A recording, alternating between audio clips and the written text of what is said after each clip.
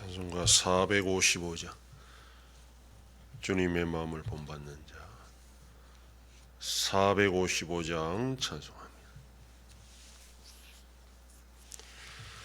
주님의 마음을 본받는 자 그 맘에 평강이 찾아오면 험악한 세상을 이길 힘이 하늘로부터 임함이로다. 주님의 마음 본받아 살면서 그 거룩하심 나도 이루리. 주 모습 내 눈에 안 보이며 그 음성 내 귀에 안 들려도 내 영혼 날마다 주를 만나 신령한 말씀 늘 배우도다. 주님의 마음 본받아 살면서 그 거룩하심 나도 이루리. 가는 길 거칠고 험하여도 내 맘에 불평이 없어짐은 십자가 고난을 이겨내신 주님의 마음 본받음이라. 주님의 마음 본받아 살면서 그 거룩하심 나도 이루리. 주 예수 세상에 다시 오실 그날엔 무성도 변화하여 주님의 빛나는 그 영상을 다 함께 보며 주 찬양하리. 주님의 마음 본받아 살면서 그 거룩하심 나도 이루리. 전능하사 천지를 만드신 하나님 아버지를 내가 믿사오며 그 외아들 우리 주 예수 그리스도를 믿사오니 이는 성령으로 잉태하사 동정녀 마리아에게 나시고 본디오 빌라도에게 고난을 받으사 십자가에 못 박혀 죽으시고 장사한 지 사흘 만에 죽은 자 가운데서 다시 살아나시며 하늘에 오르사 전능하신 하나님 우편에 앉아 계시다가 저리로서 산자와 죽은 자를 심판하러 오시리라. 성령을 믿사오며 거룩한 공예와 성도가 서로 교통하는 것과 죄를 사하여 주시는 것과 몸이 다시 사는 것과 영원히 사는 것을 믿사옵나이다. 아멘.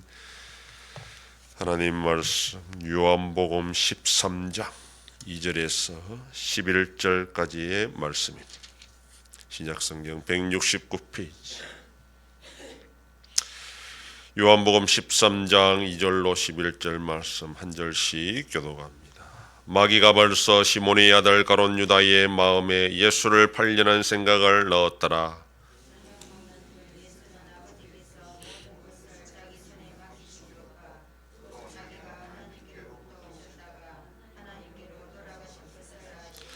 저녁 잡수시던 자리에서 일어나 겉옷을 벗고 수건을 가져다가 허리에 두르시고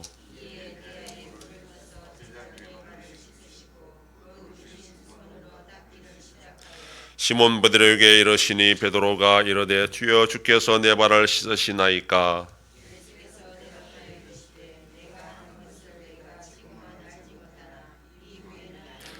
베드로가 이르되 내 발을 절대로 씻지 못하시리이다. 예수께서 대답하시되 내가 너를 씻어주지 아니하면 내가 나와 상관이 없느니라.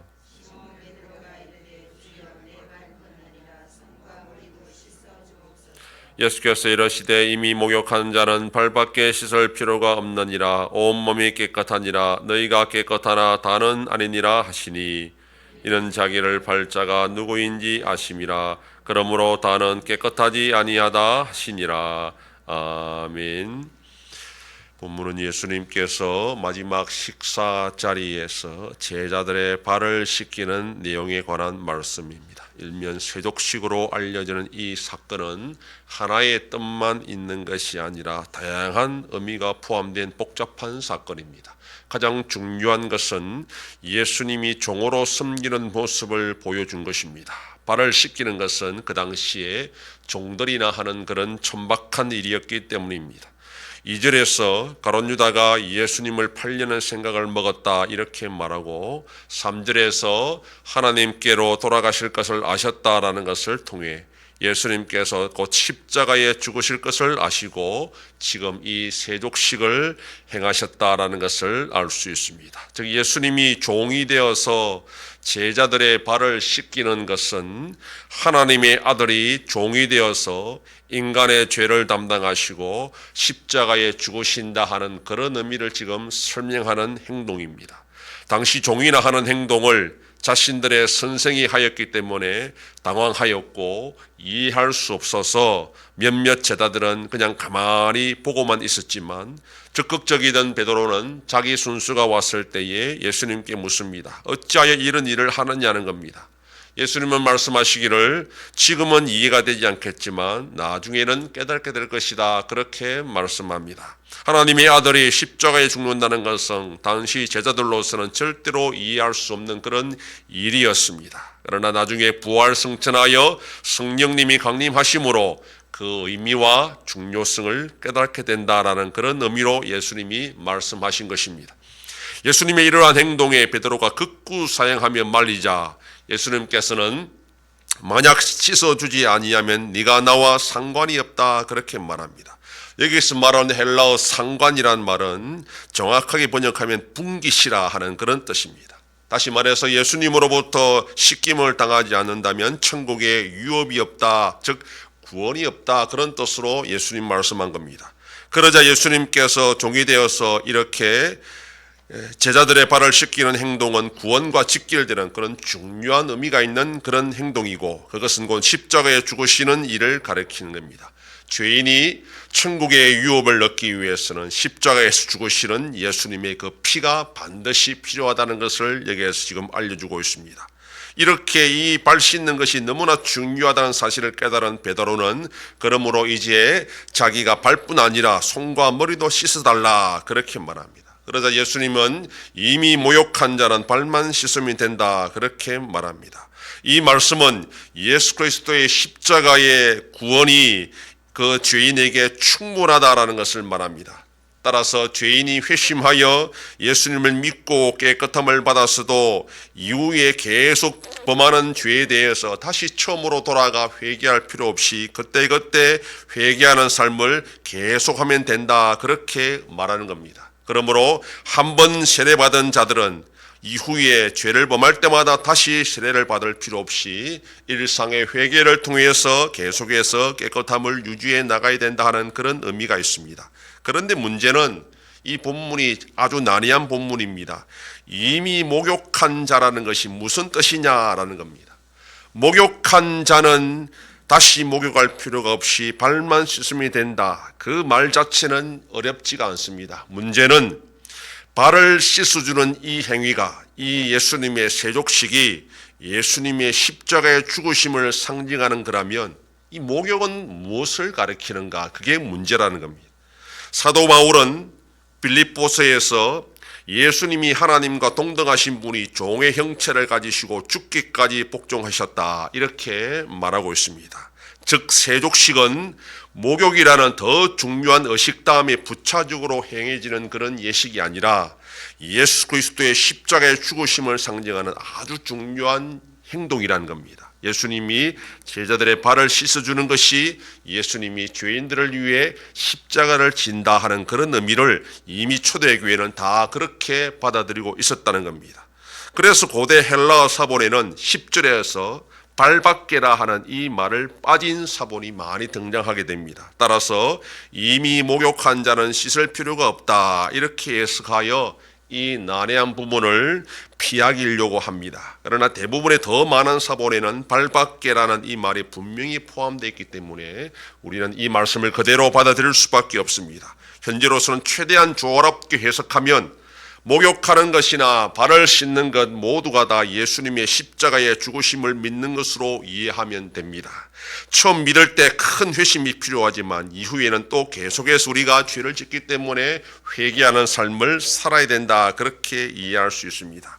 예수 그리스도의 십자가의 은혜를 아는 자라도 얼마든지 또다시 죄를 범할 수 있기 때문입니다. 그러나 한번 회개했다고 해서 더 이상 회개하면 안 되는 것이 아니라 계속 우리는 날마다 자신의 죄에 대해서 회개하는 삶을 살아야 되고 이것이 바로 성도가 죄와 싸우는 삶의 모습입니다.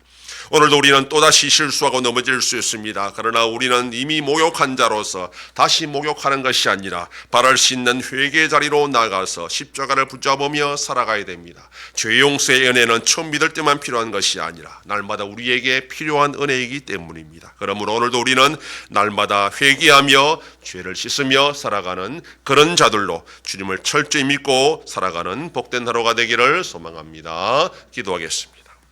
하나님 아버지 감사합니다. 지난 밤도 지켜주시고 또 이 새벽을 깨우며 주님 앞에 나와 기도하고 오늘날로도 살아가게 하시니 감사합니다. 우리가 예수를 믿었어도 또 실수하고 넘어질 수밖에 없는 연약한 죄인들이오니 날마다 십자가 앞에서 우리의 죄를 회개하며 고백하며 살아가는 복된 자들이 될 수 있도록 인도하여 주시옵소서. 하나님 아버지 나라 대한민국 가운데 함께 하셔서 하나님의 은혜와 긍휼로 이 나라가 올바른 방향으로 나아가게 인도하여 주시옵소서. 전쟁 속에 있는 나라들을 불쌍히 여겨주시고 속히 평화가 임하게 역사하여 주시옵소서. 한손 깨와 함께 하셔서 새 일을 행하여 나타내심으로 하나님 아버지께 영광 돌리며 사명 감당하는 우리 교회가 되게 하여 주시옵소서. 성도의 가정과 생업에 복을 더하여 주셔서 감사가 넘치는 가정이 되게 하여 주시옵소서. 자녀들의 삶 가운데도 함께하여 주시고 태중생명과 어린 생명들을 지켜주시옵소서.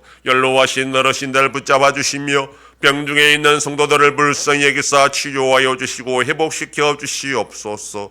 이 새벽에도 주님께 기도하는 종들을 기억하시고 간절히 구하고 빌 때마다 들으시고 속히 응답하여 주시옵소서. 감사드리며 예수님 이름으로 기도드립니다. 아멘. 하늘에 계신 우리 아버지여, 이름이 거룩히 여김을 받으시오며 나라의 임하옵시며 뜻이 하늘에서 이룬 것 같이 땅에서도 이루어지이다.